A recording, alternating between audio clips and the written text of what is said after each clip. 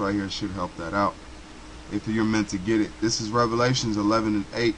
Then their dead bodies shall lie in the streets of the great city, which we can now put as America, because America is a great city. If you go outside the United States, they don't say that you're a Kansite or a New Yorkite or a Michiganite. They say you're American or Michigan or Aryan. Okay, so you're American. It's a great city.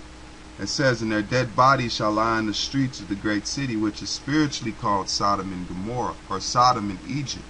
It's spiritually. It's not saying that physically this is Sodom and Gomorrah. The spirit that was in Sodom and Gomorrah to promote that the destruction of that society is the same spirit that's on here today.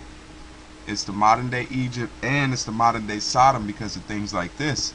Because you have all these sodomites out here getting rights, getting their so-called, we're not equal to them. There's nothing equal about me, any other heterosexual, and a damn homosexual. Those things don't go together, man.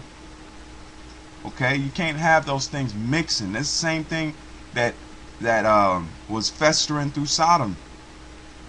It says, and their dead bodies shall lie in the street of the great city, which is spiritually called Sodom and Egypt, where also our Lord was crucified. And they of the people, kindreds, and tongues, and nations. Right here, you see you got Ephraimites in here, you got Ishmaelites, you got Moabites, you got Ammonites, you got damn Edomites, you got all types of melting pot, all the kindreds, nations, and tongues, man. This is where you can come parlay at. This is the land of the free. Do as thou wilt. That's what this is. The land of the free is pretty much saying do as thou wilt. Alright, this is Isaiah 1:10. This is Isaiah 1 verse 10, and it says, hear the words of the Lord, ye rulers of Sodom. Give ear unto the law of the Lord of our power. It says, give ear unto the law. What's the law? Don't be a homosexual. Fag should be put to death. It says, hear the words of the Lord, ye rulers of Sodom. Give ear unto the law of the Lord, ye people of Gomorrah. To what purpose is the multitude of your sacrifices unto me, saith the Lord? I am full of burnt offerings and rams, and the fat of fed beasts, and delight not in the blood of bullocks, of the lambs, or of the goats. When he comes to appear before me, who have required this at your hands, to tread my court? That's it on that. But that shows you right here, they ain't giving no taming to the Most High's law. Okay, so let's play a little bit of this. Now it says, this opinion and its holding are confined to those lawful marriages. So it sounds like he's saying, in states where these same-sex marriages are valid, the federal government cannot keep those couples from getting the benefits they would under federal laws. All right, Shannon, so we'll keep reading, you but that's the bottom line. Right, you 5-4 decision. Kennedy apparently wrote the decision when bringing the judge, Anna Napolitano, our Fox News senior judicial analyst, Brett Baer, standing by as well. We'll get to everybody in the coming hour. First to you. All right, I mean, really, I'm done. You guys can watch this story. I mean, all it is, and you got the nigga woman sitting right here. This is Isaiah 3:8. It says, for Jerusalem is ruined, and Judah is fallen, because their tongues and their doings are against the Lord, to provoke the eyes of his glory. Just like how we went down, we provoked the Lord, man. He took us down as in you take your child down and you beat him for his welfare. Now, these people are provoking the Lord, just provoking them. They ain't his people. There's not going to be no mercy that's going to be handed. But it's just, they're provoking them outright. Okay, and said, don't they say in God we trust? Don't they try to hold this book as some kind of a hold over the people? Okay, they only use the Bible when it suits their purposes, not when it comes against being a homosexual. They'll skip that part. Oh, the law's done away with. Verse 9, Isaiah 3 verse 9. They show the show of their countenance doth witness against them, and they declare the sin of Sodom. They hide it not. Woe unto their souls, for they have rewarded evil unto themselves. That's all they've done. That's all right. Let them pass all the bills they want. They just rewarded evil on themselves. That's all they're doing. The Most High showed what happens to people that want to live this way. It's a fearful thing when you get smolted by sulfur balls, man, and you burn to your bones are just just salt. Alright, so this story I'm through with. You can go watch it. I'm tired of watching this crowd. I mean, it's sort of sickening. So let's get into this World War III update. Play this video. CIA is moving forward with a brand new report this morning suggesting the CIA is moving forward with a plan to arm rebels in Syria. We know you've heard a lot about this. According to the Wall Street Journal, our government is sending weapons to militant forces by way of Jordan, providing them with training and small arms and ammunition. We'll get into what are they hitting? In just a moment. Are you look at these rebels, man. There ain't no way they taking down Assad. They ain't even shooting right, man. What do they shoot? They only wilding out for the camera, man. I don't even think they fighting anybody in this type of. Hey, they're not even shooting at anything. Training and small arms and ammunition. We'll get into militant forces in just a moment and what exactly that means. While we've heard the president say Assad must go, there's no word on what the exact mission of the reported operation is. That's why we're talking to Stephen Yates. He's a former deputy assistant to the vice president for national security affairs during the Bush administration.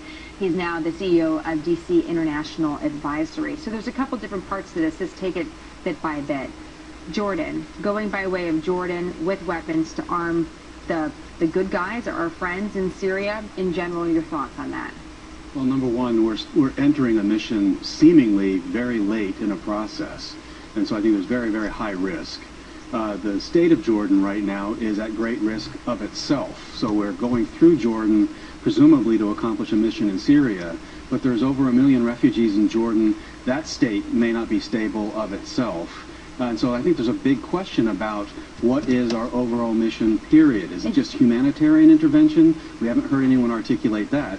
Is it to secure Syria or to get Assad to go? But then what about the broader regional instability? It's interesting you mentioned that. We know that Secretary Kerry is back in Jordan again today. I believe it's his 5th trip there.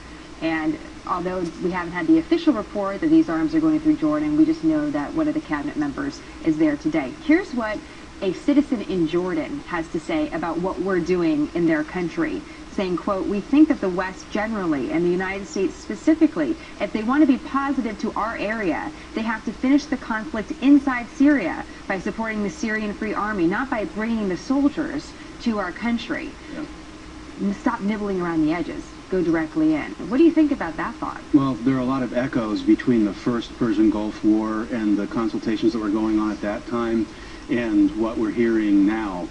Basically, people in the region know that there is basically fuel spread all over, ready to go aflame across the region. Sectarian divisions, regional rivalries, etc. They want help, but only if you're serious, only if you're going to finish the job.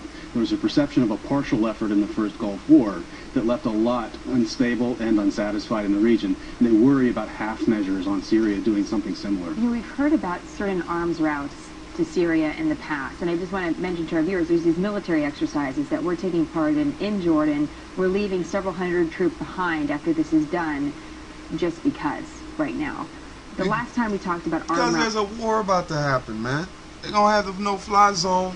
Russia's already in there, man. Go in there. Go in there. Please go in there. Our Jennifer Griffin and Adam Housley did a report that said that Benghazi. Like it says, they need to stop playing. Go in there. Push the chip. Come on, man. So we can get the hell out of this damn place, and the Most High can get to going to work, and Yahushua can come down here and pay back all of the things that was done unto him. I know he's itching to come and destroy this place, man. Libya was trying to secure arms to send them to Turkey, to then send them to Syria. That was one report that we had. And obviously, although we cannot connect the dots completely on that, we see the risk and the tension and the danger associated with any sort of arms dealing. We know it's not a, totally secure business sometimes. Just talk to us about that aspect as well, about the danger that comes with being the provider of these arms and where they eventually end up. Unfortunately, there are no safe options. Even not to intervene is also not necessarily safe because arms are flowing into that region anyway. Russia's been a generous provider. Hezbollah's provided people and material. Iran has announced they're going to send 4,000 foreign fighters into the conflict.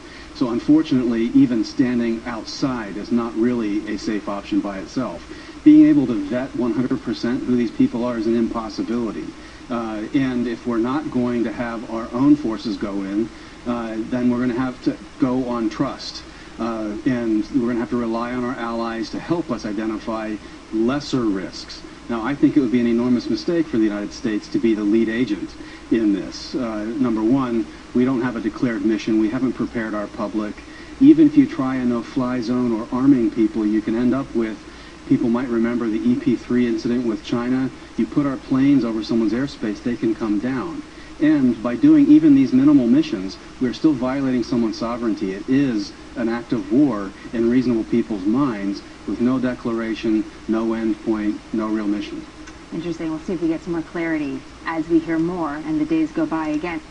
All right, all praise to Yahweh B'Shem Yahushua. Shalom.